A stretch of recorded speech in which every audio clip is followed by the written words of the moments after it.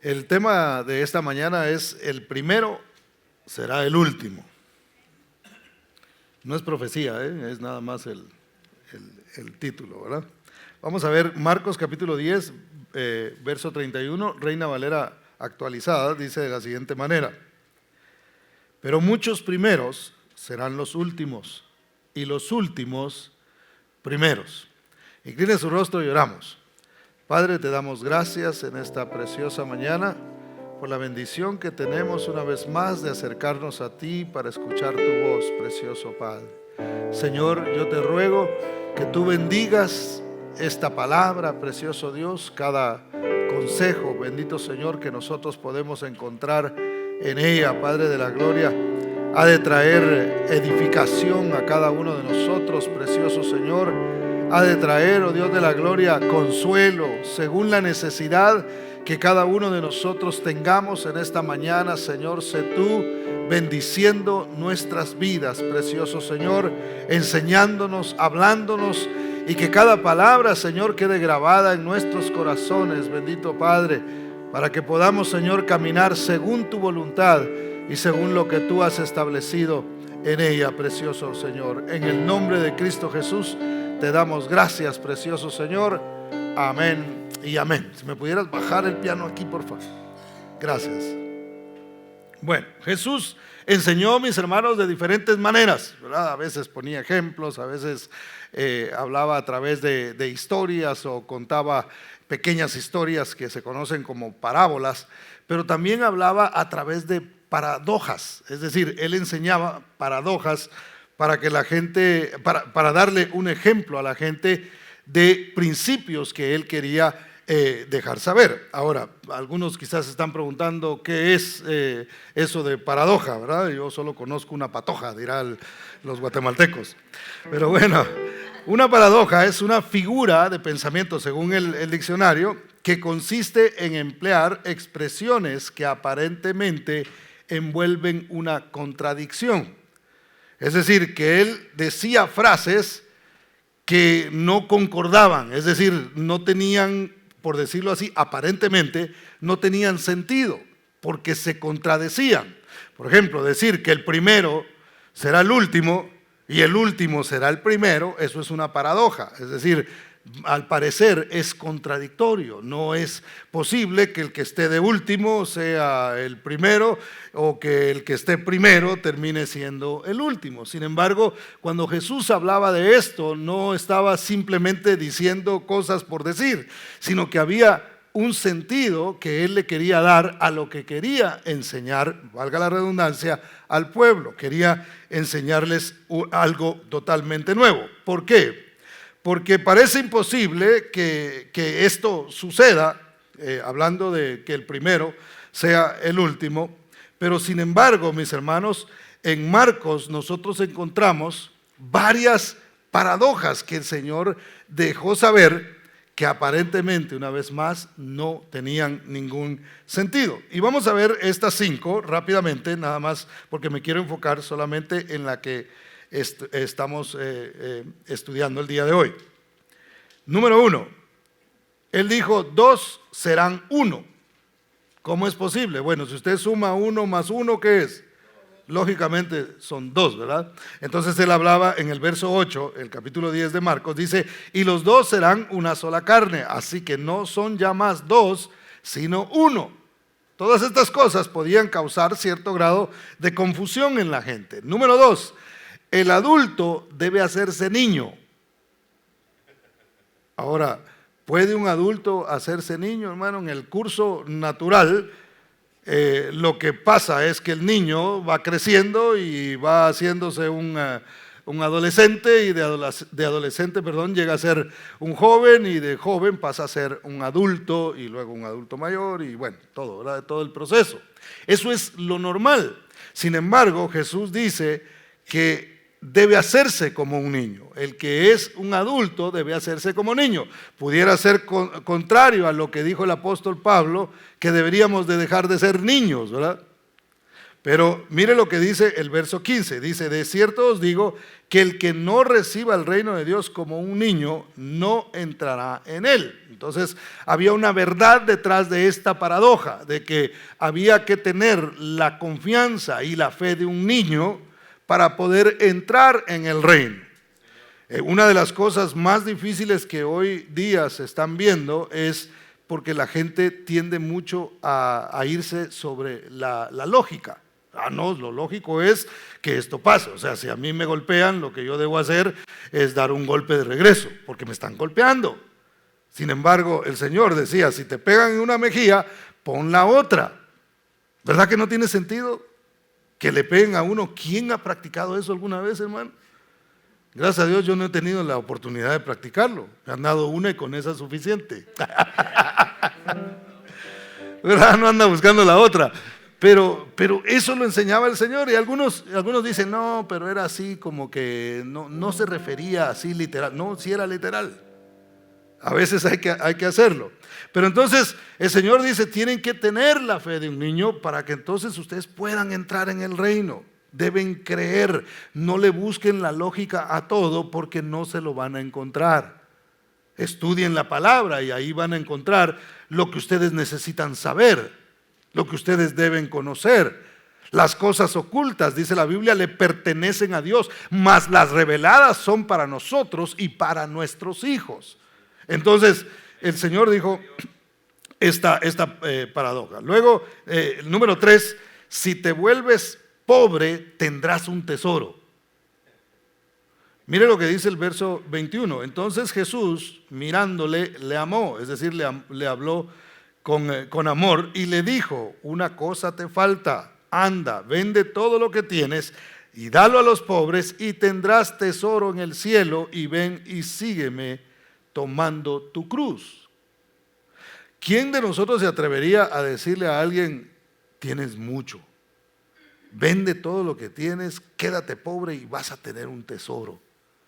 Ninguno de nosotros se atrevería a decirle a alguien, porque si no conoce la palabra ni siquiera entendería por qué se lo está diciendo. ¿Cómo? No tiene lógica. Si yo se supone que tengo mucho, tengo la oportunidad de ayudar gente, qué sé yo. Bueno, el problema de este muchacho lo conocemos por explicaciones, y también al leer toda la historia se entiende fácilmente que él tenía muchas posesiones y eso le afectaba en su corazón para poder seguir a Jesús. Eso era un impedimento. Él andaba buscando la vida eterna, pero no la vida eterna que nosotros conocemos, sino que él quería vivir eternamente en la posición en la que él estaba, como un rico. Por eso es que Jesús le dijo: el problema tuyo es que guardas todos los mandamientos, pero te falta algo. Tu confianza está puesta en lo que tienes y no quieres soltar eso. Necesitas dejarlo para que entonces me puedas dejar entrar a mí, a tu corazón. Esa era la implicación. Pero bueno, y luego sigue el primero, será el último, que es el que nosotros acabamos de leer, y ese es el cuarto. Y el quinto es: el más grande debe hacerse un servidor o un siervo. Y eso tampoco tiene mucha lógica. 43 y 44 dice: pero no será así entre vosotros, sino que el que quiera hacerse grande entre vosotros será vuestro servidor, y el que de vosotros quiera ser el primero será siervo de todos. Entonces, para que le demos un poquito de contexto, los discípulos estaban preocupados por quién iba a ser el que iba a liderar, y querían sentarse uno a la derecha y otro a la izquierda del Señor, y querían estar ahí sentados con Él. Los otros 10 se enojaron porque dijeron: ¿cómo es eso? Andan queriendo, ellos ya andan pidiendo el hueso, ¿verdad? Así se decía en Israel en ese tiempo. Y ellos quieren ya tener el puesto, y ni siquiera dejen que Jesús diga, y de pronto está pensando en mí, y todos querían realmente esa posición. Pero el Señor les da una enseñanza, les dice: en el reino no es así. En el mundo los gobernantes se enseñorean de las naciones y de la gente, hacen con la gente lo que les da la gana, hermano. Los gobernantes trabajan de esa manera, pero el Señor dice: entre ustedes el liderazgo no se llevará de esa manera. Entre ustedes, el que quiera ser grande en el reino tiene que ser un servidor. Tiene que tener un espíritu de servicio, tiene que servir a los demás. Ese es el que realmente será grande. Quizá no lo vea la gente, quizá no lo reconozcan en la iglesia, quizá no le den una placa de agradecimiento, un certificado de haber servido muchos años, pero Dios, que es justo, está observando. Y aunque no se vea la grandeza en esta tierra, en el reino de Dios hay grandeza. ¿Cuántos dicen amén? Dele ese aplauso fuerte al Señor porque Él es bueno. Entonces, cuando nosotros venimos a Jesús, hermano, significa que entramos en una nueva manera de pensar. Y eso es lo que más cuesta, ¿verdad? Porque no entendemos. A veces nosotros queremos traer nuestras maneras de pensar al Evangelio. Y queremos crear nuestro propio Evangelio. Y las cosas no son así. Tenemos que, no debemos moldear a nuestro Jesús, ¿verdad? Cada quien pintó el Jesús que quiso, hermano. Cada quien hizo. Es más, hay un pintor por ahí famoso que hizo una pintura de Jesús supuestamente, y la cara del novio de él estaba poniendo, ¿verdad? Y después le cuento quién fue porque no me gusta el chisme. Pero ya se murió hace muchos años. Pero de verdad, cada quien, le pongo este ejemplo porque cada quien quiere pintar a Jesús de la manera que se lo imagina. Y quiere hacer un Jesús de la manera que él piensa. Y queremos hacer a Jesús a imagen o semejanza de aquello que nosotros pensamos que debería ser. Y no es eso lo que Dios quiere hacer, hermano. Más bien lo que Dios quiere hacer y lo que el Espíritu Santo quiere hacer en la iglesia y en cada una de nuestras vidas es que Jesús sea formado en nuestros corazones, que nuestro carácter sea moldeado a través del carácter de Él, que las actitudes que nosotros tengamos sean conforme a lo que Él está enseñando. Y al nosotros conocer la enseñanza de Cristo, hermano, la palabra de Dios, nos daremos cuenta que muchas de las cosas que el Señor enseña son contrarias a lo que el mundo nos dice. No sé si me voy a entender, pero fíjese, ahora, el mundo nos enseña a nosotros, por ejemplo, hablando de esto que es nuestro tema el día de hoy, el primero será el último y el último será el primero. ¿Qué nos enseña a nosotros el mundo, hermano? Que hay que ser el primero, que hay que sobresalir, que hay que ir hacia adelante, que hay que Y eso no necesariamente es malo, pero tenemos que entender cuál es la voluntad de Dios y qué es lo que nosotros realmente debemos perseguir. Porque eso es muy interesante. Jesús viene a cambiar los pensamientos convencionales y a enderezar la vida de todos los que lo reciben como Señor. Por eso es que sus enseñanzas no pegaban, hermano. Por eso es que las predicaciones que van al cambio, que retan a cambiar nuestra manera de vivir y de pensar, no son muy populares.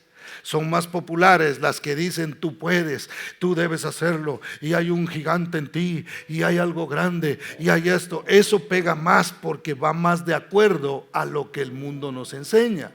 Cuando nosotros recibimos una palabra de Dios que nos dice es que tienes que morir a ti mismo, es que tienes que renunciar a ti mismo, es que tienes que tomar tu cruz cada día y seguir al Señor, eso ya no suena bonito, porque ¿qué de bonito puede tener que nosotros pensemos en renunciar a lo que nosotros amamos tanto? O incluso a sueños que nosotros hemos tenido, metas que hemos querido alcanzar, que a veces, hermano, por seguir al Señor tenemos que abandonar. ¿Cuántos dicen amén? ¿Cuántos están dispuestos a seguir al Señor? Bueno, entonces a veces el Señor nos va a pedir ciertas cosas. Los primeros serán los últimos y los últimos serán los primeros. Esto definitivamente va en contra de lo que el mundo nos enseña a nosotros. ¿Por qué? Porque el mundo nos lleva a nosotros a entrar en una competencia perpetua, hermano. ¿Usted se ha fijado que si uno no se cuida, constantemente está compitiendo con alguien? Dijo alguien una vez que un buen porcentaje, por supuesto no ustedes son cristianas, pero un buen porcentaje de las mujeres se visten no para que un hombre las vea, sino para que otra mujer las vea. por la competencia. Con sus tacones, ¿verdad? Ustedes no, así es que no se sientan aludidas. Pero muchas mujeres se visten para que otras mujeres las vean. Y yo ando mejor maquillada, y yo tengo mejor ropa, y yo tengo mejores joyas, y yo tengo esto, y yo tengo el otro. A veces puede haber ese tipo de competencia. Y eso es solo un ejemplo, hermano. Constantemente estamos compitiendo y los hombres no nos quedamos atrás. Ya vio que aquel ya compró la troca con llanta ancha y aros. Y a competir, hermano. No puede ser que el vecino traiga mejor troca que yo si yo soy un hijo de Dios. No dije que los cristianos no, ¿verdad? No deberían. Pero si no nos cuidamos, nosotros entramos en esa competencia. ¿Por qué? Porque eso es lo que el mundo nos enseña. Ya salió esto nuevo, hay que sacarlo. Y ya salió el nuevo teléfono y hay que comprarlo porque hay que estar a la altura, hay que estar a la moda, hay que estar haciendo esto. Entonces es una constante competencia. A veces podemos estar compitiendo incluso con nosotros mismos. Es que yo me he puesto esta meta y ya llegué, pero ahora ¿qué hago? Me pongo otra entonces. Y empezamos nosotros a vivir, hermano, afanados en querer alcanzar algo que lamentablemente nunca podrá llenar nuestras vidas.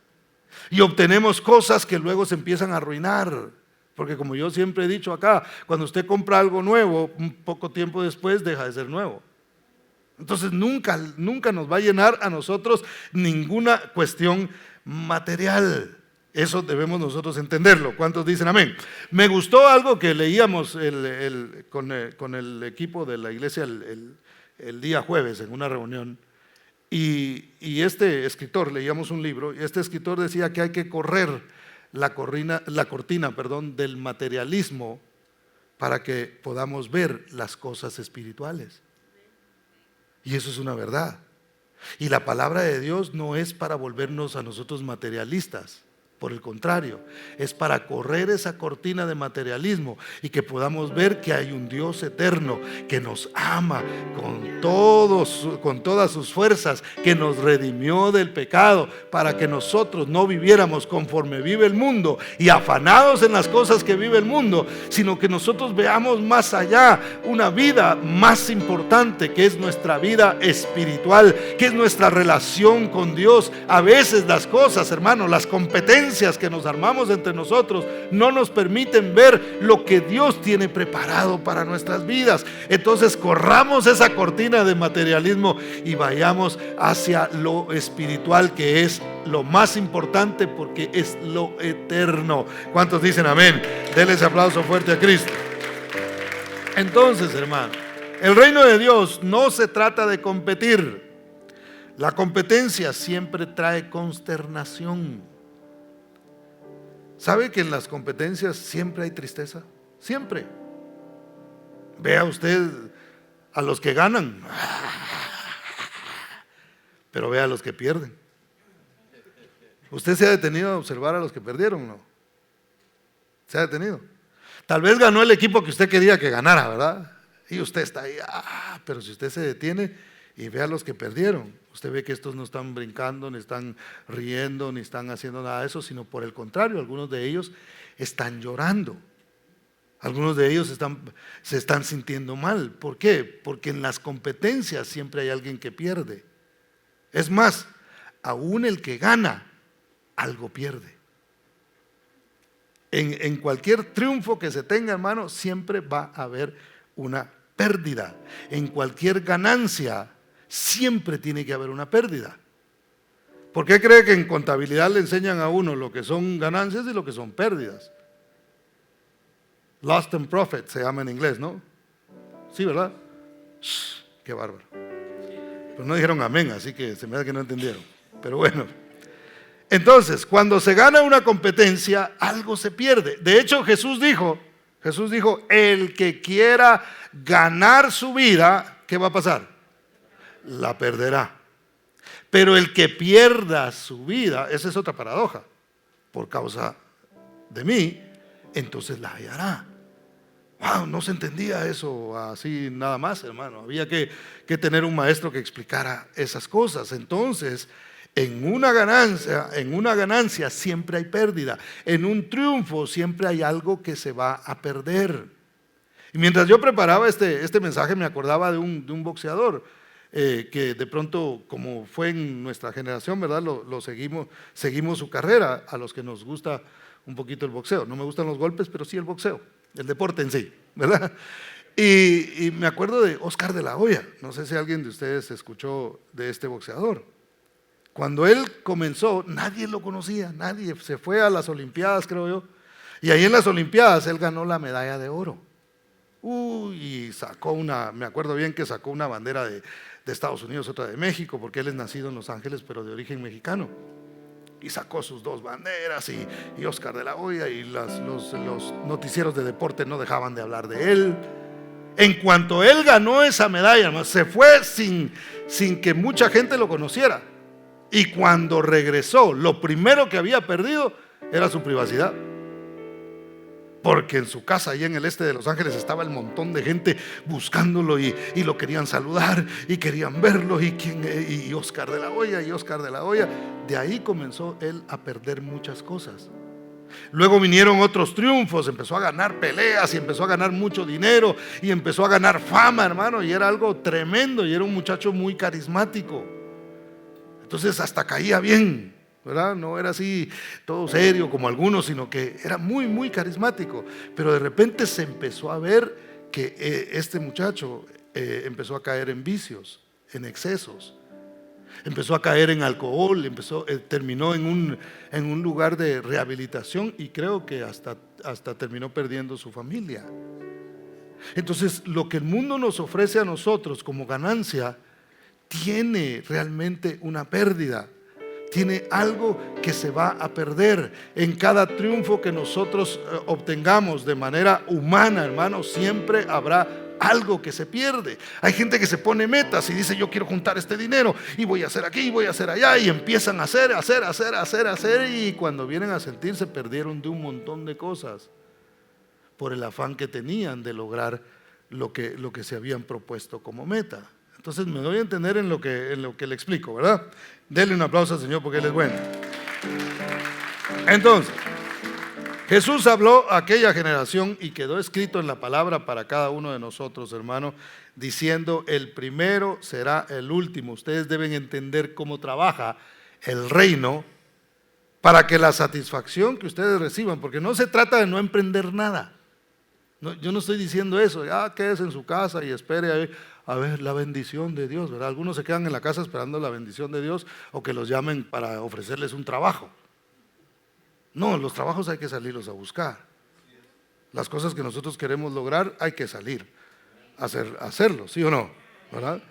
Yo les he contado siempre que cuando empezamos la iglesia nuestra creció bastante rápido, creció muy rápido. Y se me acercaban personas y me decían: ¿cómo le hiciste? Y cuéntame el secreto, ¿verdad? Y yo les decía: pues hay que trabajar. Hay que buscar, hay que enseñar, hay que planear, hay que hacer muchas cosas, hay que trabajar.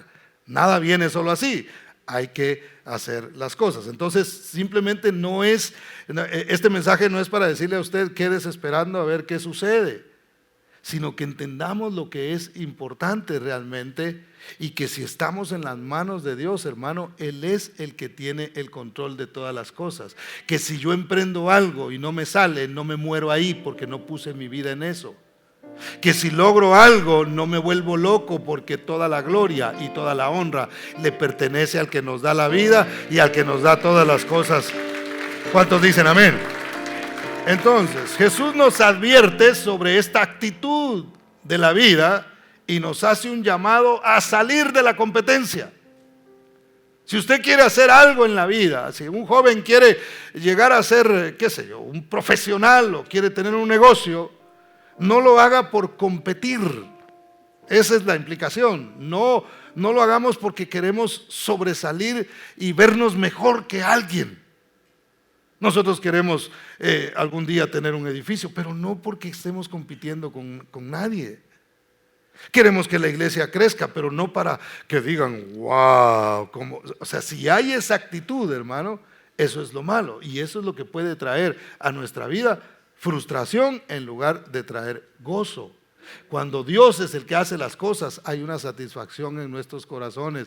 Cuando podemos decir, no se trata de mí, es que Él me ha bendecido, es que Él ha sido bueno. Cuando empezaste un negocio y te fue bien, no te adjudicas la gloria y empiezas a decir, oh, es que porque yo he estudiado y porque yo sé y porque yo tengo habilidades de organización, entonces por eso es que lo estoy logrando. No, es porque mi Dios ha sido bueno y Él quiso darme la oportunidad de hacerlo, y para honra y gloria de Él es que estoy haciendo las cosas. ¿Cuántos dicen amén? Entonces, Dios pone su mirada en personas que no compiten. Mire, el que está compitiendo confía en sus fuerzas. ¿Cuántos creen eso? Fíjese, entonces cuando Dios dice, yo voy a ver en aquel que realmente reconoce que me necesita a mí. Si nosotros no reconocemos que necesitamos a Dios, Dios no nos va a ayudar a nosotros.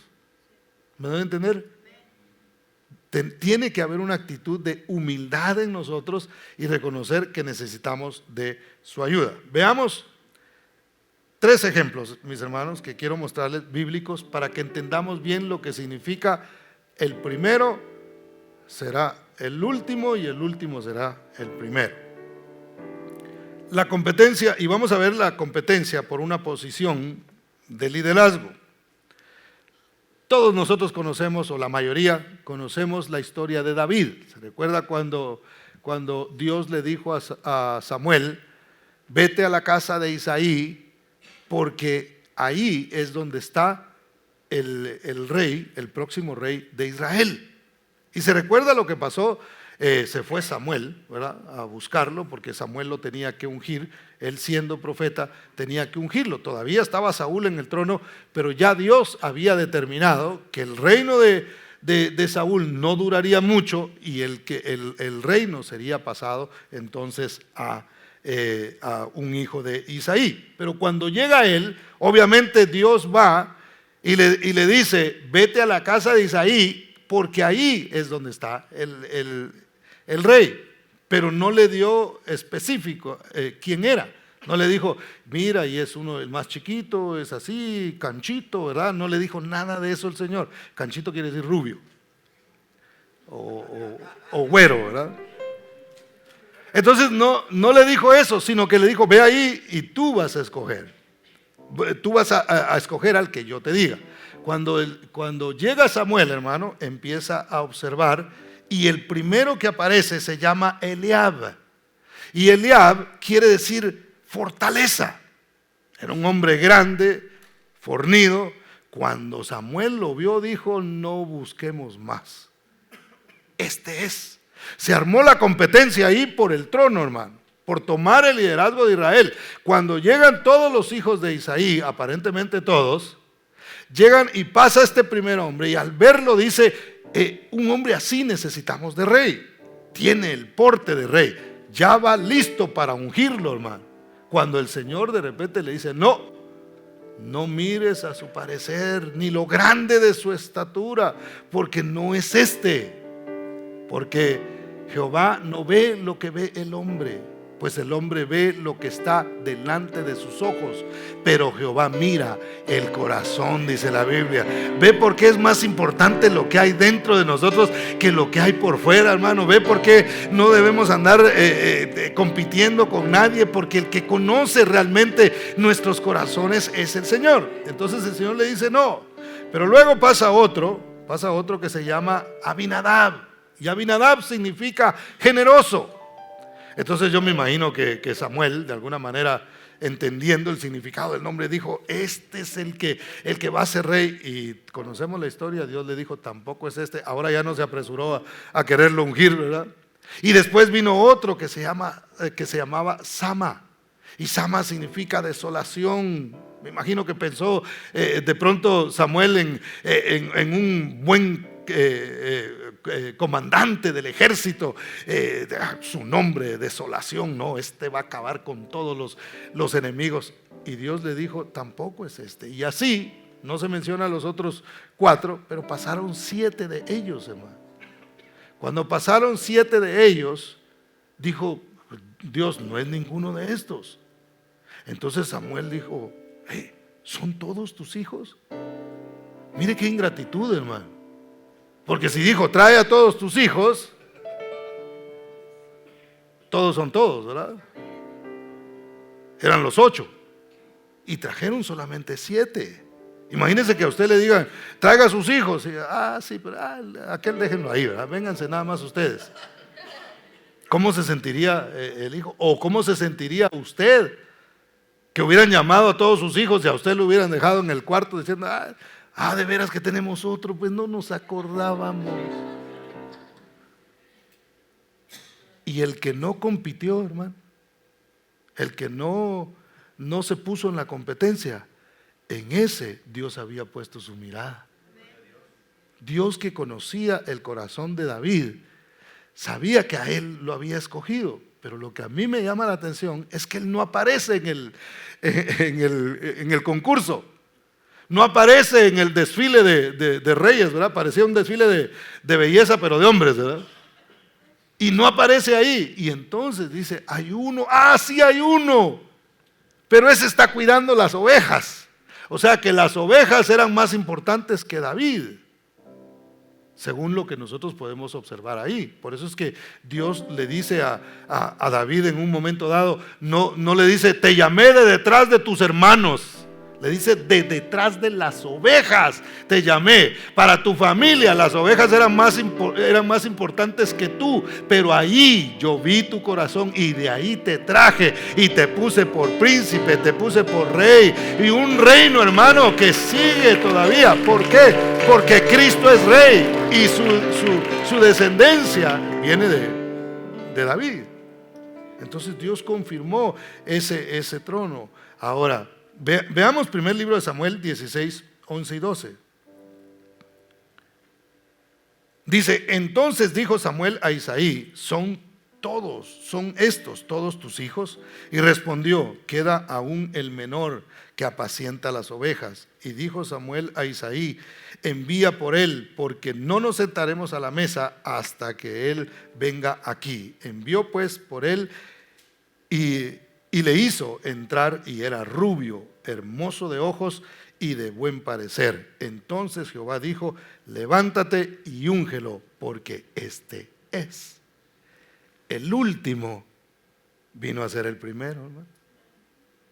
El que no competía entró entonces ahí. La competencia por ser el primero. Veamos un ejemplo más. Juan capítulo 5,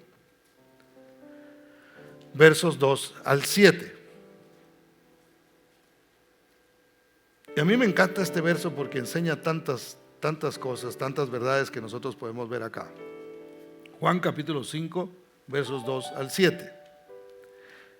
Dice, y hay en Jerusalén, cerca de la puerta de las ovejas, un estanque llamado en hebreo Betesda. Betesda significa casa de misericordia, el cual tiene 5 pórticos.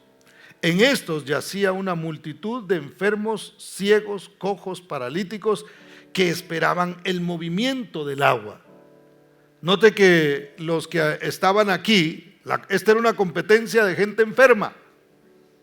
Esta era una competencia de gente que estaban mal. Algunos estaban ciegos, otros estaban paralíticos, y era gente que tenía una necesidad de algo. Ahora, si nosotros observamos el mundo, realmente en la competencia de este mundo, hermano, hay un montón de ciegos. Gente que no ve la realidad. Gente que no entiende que necesita de Dios. Gente que cierra sus ojos.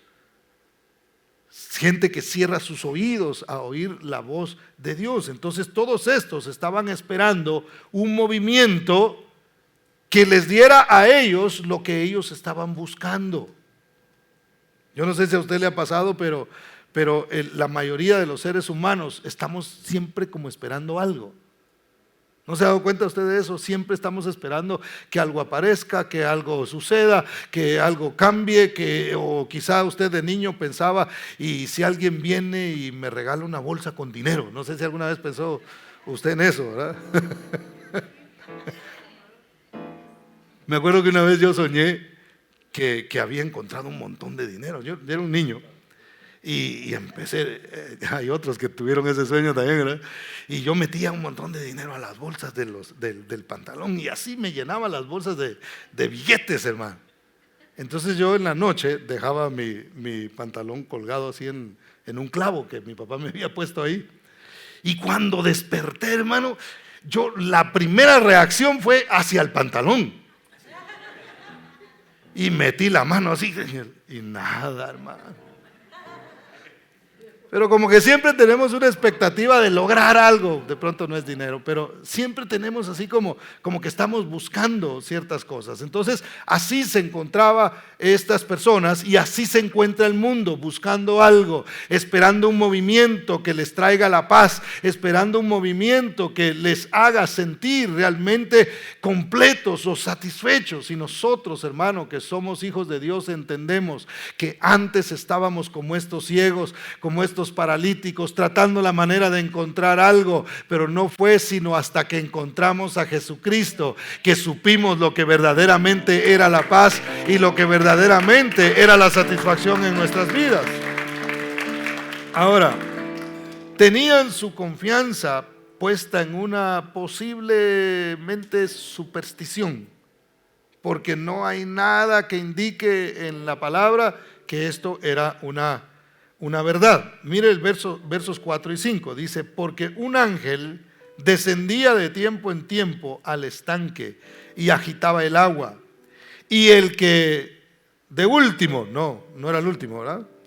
El que primero descendía al estanque después del movimiento del agua quedaba sano de cualquier enfermedad que tuviese.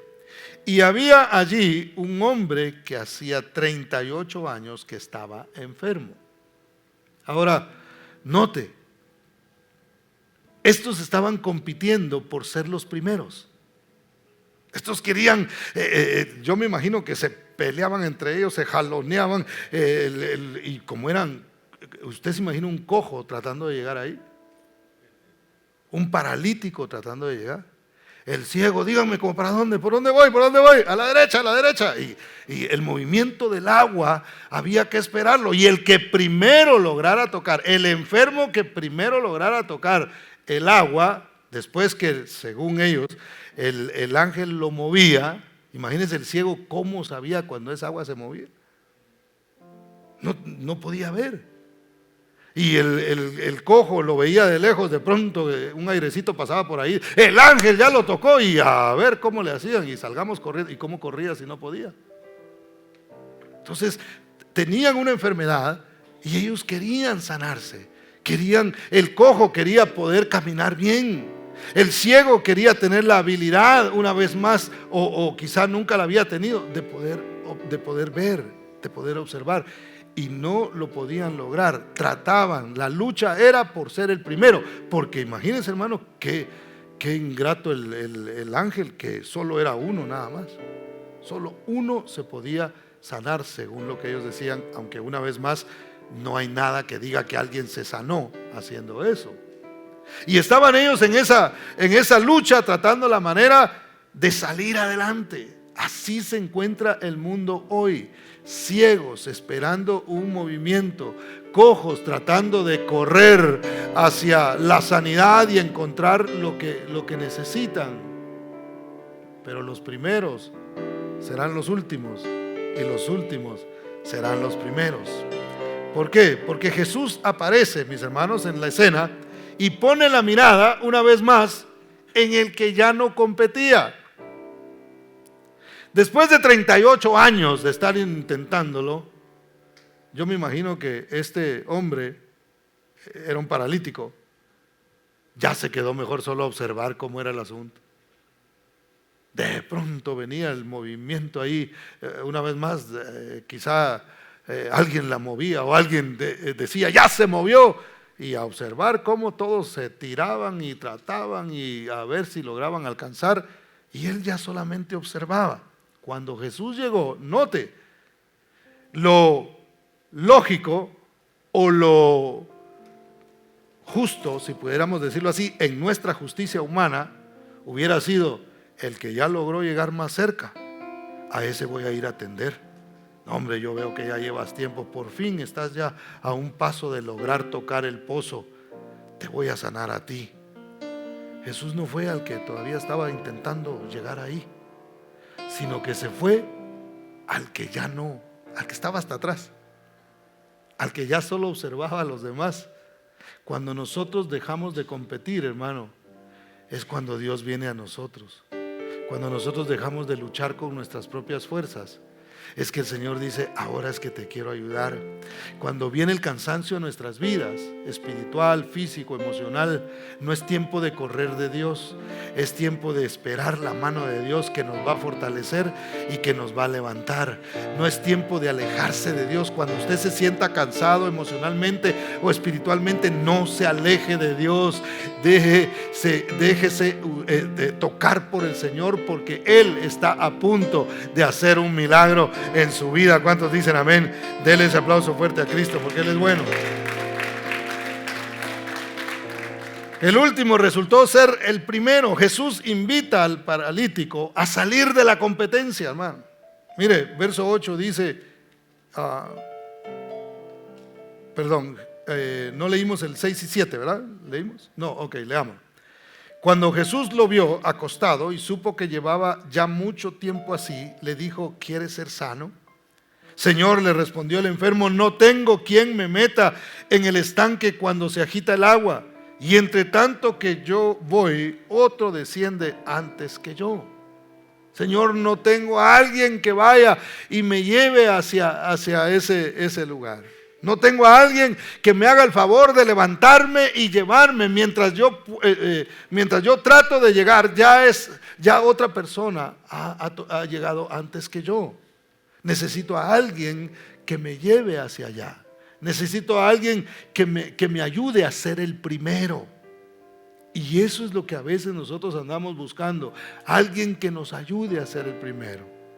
Alguien que nos lleve hacia otro nivel. Alguien que nos enseñe. Alguien que nos tome de la mano y nos lleve a nosotros a triunfar y a ser los primeros. Por eso hay un montón de gente confiando en hombres. Por eso hay un montón de ministros a veces confiando y poniendo su mirada en otros ministros para que los lleven a hacer lo que ellos anhelan tanto, cuando realmente nosotros debemos ponernos en manos de Dios para que seamos no lo que nosotros hemos soñado, sino lo que Dios ha determinado para nuestras vidas, hermano. ¿Cuántos dan gloria al nombre del Señor? Entonces Jesús lo vio que ya estaba cansado. Y Jesús dijo, vengan a mí los que están trabajados y cargados, y yo los voy a hacer descansar. Entonces, ¿qué quería el paralítico? Que Jesús le ayudara a ganar la competencia. No tengo a nadie, pero te veo así. Jesús estaba en sus 30, ¿verdad? Dijo, está fuertecito, de pronto Él me puede llevar allá y ayudarme a tocar el agua. Pero Jesús no quiere ayudarte a ganar la competencia. Jesús quiere sacarte de la competencia. Jesús quiere que dejemos de afanarnos, que dejemos de luchar con nuestras propias fuerzas tratando de alcanzar algo que de todas maneras no nos va a traer satisfacción ni la sanidad. No se sana usted con unas vacaciones en Hawái, hermano, de veras. Yo ya fui y regresé con el mismo dolor en la rodilla. No es cierto. No es cierto. Buscamos en otras cosas lo que solamente se puede encontrar en Dios. Descanse. Podemos tomar decisiones equivocadas cuando nosotros nos mantenemos en la competencia, hermano. Mire, deje de competir con usted mismo. Deje de competir con su esposa o con su esposo. Y a ver quién grita más. Y a ver quién. Y al final se terminó haciendo lo que yo dije. Acuérdense que en las victorias siempre hay pérdida, hay algo que se pierde. Tengamos mucho cuidado con eso. ¿Cuántos dicen amén? Denle ese aplauso fuerte al Señor. Jesús invita al paralítico a salir de la competencia. Ahora sí, verso 8. Dice: Jesús le dijo: levántate, toma tu lecho y anda. Se cumplió la paradoja en él, hermano. Mira, ya están todos los primeros tratando de alcanzar la sanidad, no la recibieron. Y el que estaba de último lo alcanzó, no por sus fuerzas o porque alguien lo cargara, no por el pozo, no por el ángel que movía el agua, sino porque llegó Jesús y le habló. Y él obedeció a la palabra que el Señor le dio. Jesús no llegó y le dijo: bueno, ahorita listo, que en cuanto se mueva yo te voy a ayudar. Sino que le dijo: mira, yo vine a sacarte de esta competencia.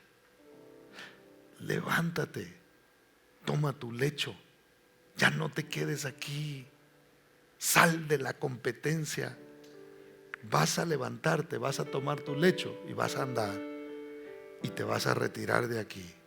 ¿Qué espera Dios, hermano, de nosotros? Que nos retiremos de la competencia, que ya dejemos de competir, que ya dejemos de luchar con nuestras propias fuerzas y que mejor le creamos a la palabra de Dios. Cree en las promesas de Dios, hermano. Esto no es una competencia. Ay, al hermano o la hermana ya le resultó y ya Dios le respondió y a mí todavía. No es competencia. Dios tiene un tiempo para cada cosa y Dios tiene el tiempo en el que va a hacer lo que Él ha determinado con nosotros. Entonces, ¿qué debemos hacer nosotros? Creer a la palabra del Señor cuando nos dice: si Dios te está diciendo levántate, hay que levantarse. Si te está diciendo es tiempo de tomar el lecho, entonces hay que tomar el lecho. No hay que quedarse tirado, no hay que quedarse ahí abandonado, hermano, sino que hay que levantarse y hay que tomar ese lecho y decir: este lecho ya no me sirve, nunca más me voy a acostar en este lugar. Eso fue lo que debió haber dicho el paralítico: yo nunca voy a tener necesidad de estar esperando aquí a ver quién me lleva para allá y me permite tocar el agua. Conocí a Jesús y desde que conocí a Jesús encontré el verdadero sentido para mi vida, encontré la sanidad, encontré la paz que necesitaba y ahora ya no necesito nada. Yo no necesito nada, hermano. Yo no necesito nada. Yo lo he dicho, me puedo morir mañana y me voy satisfecho. Digo: Señor, gracias por lo que me permitiste hacer, porque en tus manos estaba, y si me morí fue porque tú quisiste. Hasta aquí llegaba y se acabó. No hay nada más. Salgamos de la competencia. ¿Cuántos dicen amén? Último, este es corto. Hay que evitar las competencias y los pleitos, hermano. Y mientras preparaba este mensaje me vino a la mente Josafat. Segundo libro de Crónicas, capítulo 20. La mayoría de nosotros conocemos, se han hecho cantos de esa historia y es una historia muy impresionante. ¿Por qué? Porque él fue retado por sus enemigos a competir por la supremacía, hermano. Aquí vamos a ver quién es el pueblo que realmente es fuerte. Así es que, y como los reyes de aquel tiempo, hermano, no eran simplemente para salir en las fotografías o en las noticias o de escándalos. No eran para eso. Esos reyes realmente eran comandantes de sus ejércitos. Ellos salían a pelear, iban al frente de la batalla, iban allí dirigiendo a su ejército. Entonces, cuando le hablaron a Josafat, estos enemigos le mandaron un mensaje, él sabía que no solamente tenía que ir el ejército, porque ¿qué hacen los gobernantes hoy, hermano? Recluten más muchachos y métanse a las escuelas para que vayan al ejército. Y bueno, y si a alguien le gusta la carrera militar, éntrele, ¿verdad? ¿Tienen pasión por eso? Dele. Pero lo hacen así. Y después que si hay algún conflicto, que vayan pues, ¿verdad? Y ellos no se mueven de ahí. Y deberían de ir, de todas maneras ya roban oxígeno. Así va. Y ellos no se mueven, mandan. En ese tiempo iban. Entonces, al él pensar, él decía: aquí no es solamente que nos van a venir a tirar cañonazos a nosotros, aunque todavía no existían, ¿verdad? aquí yo tengo que ir a la batalla.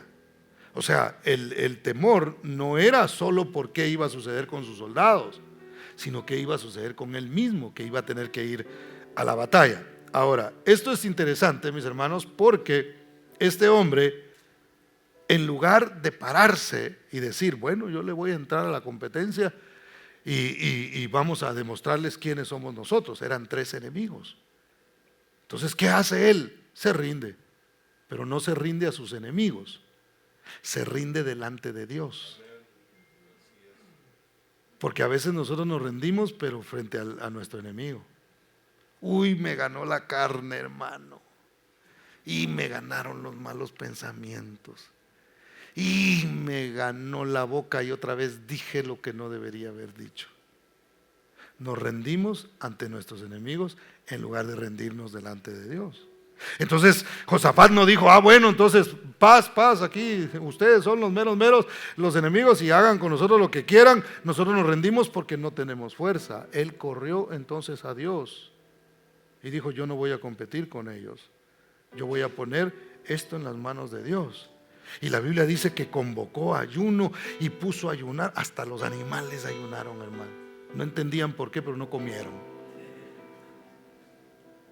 Y le dijo, Señor, en nosotros no hay tal fuerza para vencer a nuestros enemigos.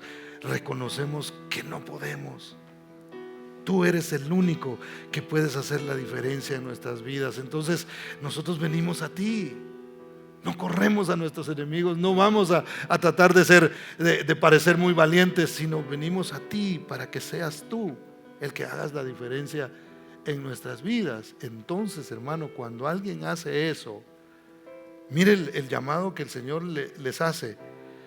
Les dice en segundo libro de Crónicas 20:17, dice, no habrá para qué peleéis vosotros en este caso, paraos y estad quietos y ved la salvación de Jehová con vosotros. Entonces es interesante esta historia, porque el Señor no les dice, bueno, abusados que yo voy a estar con ustedes, tranquilos, ustedes vayan y yo les voy a dar la fuerza y yo les voy a dar, y no era tiempo para eso. El Señor le dice, esténse quietos y observen y vean la salvación del Señor. Esta guerra es en contra mía. Y yo siempre lo he dicho, hermano, hoy nosotros estamos en guerra espiritual, hay guerra de ideologías que a veces se quieren meter y un montón de cosas con las que nosotros tenemos que luchar. La guerra, cuando nosotros nos rendimos delante de Dios, una vez más, no ante nuestros enemigos, sino delante de Dios, entonces Dios lo toma como algo personal y es Él el que lucha por nosotros. Entonces Él no le dijo, sal a competir y gana esa competencia porque yo voy a estar contigo. No, a Josafat no le dijo eso, le dijo, quédate quieto. Si es cierto, vas a salir y vas a salir armado y vas a estar haciendo esto, pero lo que van a hacer y lo que hicieron ellos fue que se pusieron a alabar a Dios y se pusieron a cantar. Ahora imagínese usted, en medio de la aflicción, en medio de la amenaza que tenían ellos de 3 enemigos que querían tomar control de su nación, de su pueblo, ellos se ponen a cantar y a alabar a Dios. Y usted sabe lo que ahí sucedió. El que no luchó terminó siendo el primero. Los que querían ser los primeros terminaron peleándose entre ellos. Fíjese, se confundieron y empezaron a pelearse entre ellos y se acabaron entre ellos mismos. Y el que ni siquiera levantó una mano para pelear, ¿sabe qué hicieron después? Vayan a recoger los despojos, porque como en esas peleas quedaban cosas y no sé, como llegaban con todas sus tiendas y todas sus posesiones, entonces eso quedaba allí. Entonces lo único que tuvieron que hacer ellos fue alabar a Dios y el Señor arregló todas las cosas. Una vez más, nosotros tenemos algo que hacer, pero el que hace todo es Dios. Nosotros hacemos lo que a nosotros nos toca.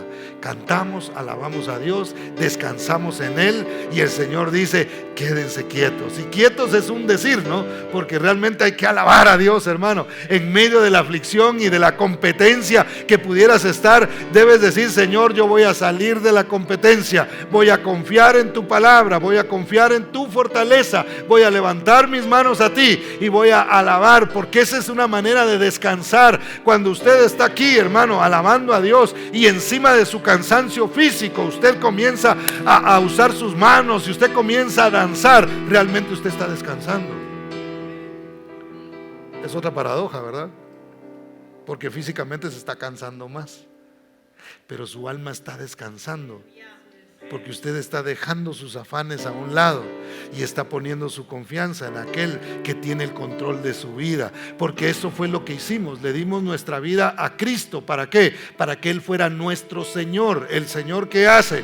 Lo controla uno de una manera amorosa. Nosotros voluntariamente se lo entregamos a Él, entonces que Él nos dirija. Entonces nosotros decimos: bueno, Señor, yo tengo este problema en mi vida, y es cierto, es mío, pero también es tuyo, porque tú eres mi Señor. Así es que yo no voy a dejar de alabarte, no voy a dejar de adorarte, voy a seguir exaltando tu nombre, no voy a dejar de servirte, porque yo sé que tú estás en control de todas las cosas, porque yo te entregué mi vida a ti. Eres tú el que administras mi vida, y si esto está pasando en mí es por una razón, y yo voy a descansar. No voy a luchar con mis fuerzas. ¿Cuántos dicen amén? Denle ese aplauso fuerte a Cristo, porque Él es bueno. Debemos renunciar a la mentalidad de competencia, hermano. Si lo logramos con nuestras fuerzas, vamos a perder algo. Se pierde.